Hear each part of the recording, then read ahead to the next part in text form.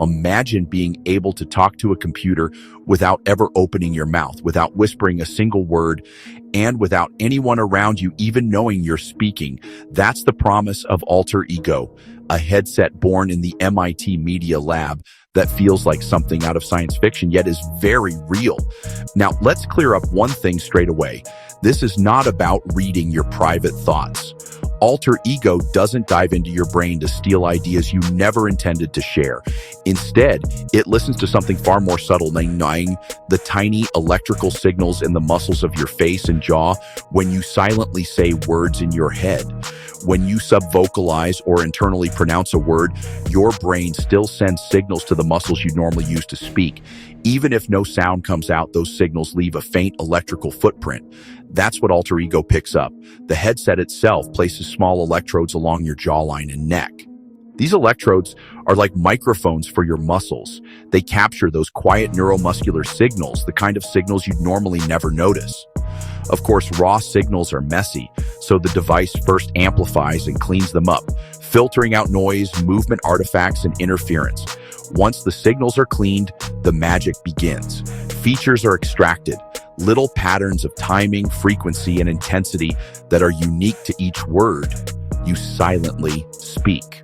And these patterns are fed into machine learning models, which have been trained to recognize what word, number, or command you meant.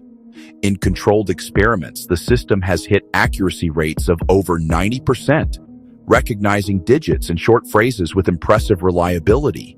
But communication is two-way, and AlterEgo doesn't stop at listening. To give feedback, it uses bone conduction. Instead of playing sound through your ears like headphones, it sends vibrations through the bones of your skull. The effect is that you hear the response inside your own head, quietly, without disturbing anyone around you. You ask a question in silence, and the answer comes back just as privately. The applications are obvious. People with speech impairments could gain a new voice. Workers in noisy environments or students in quiet libraries could communicate with machines discreetly. Even in everyday life, it could mean hands-free, eyes-free interaction with devices in a way that feels almost telepathic. Of course, we're still in early days. The system works best with limited vocabularies and requires some user training. Electrode placement is sensitive and long-term wearability is still a challenge, but the potential is enormous.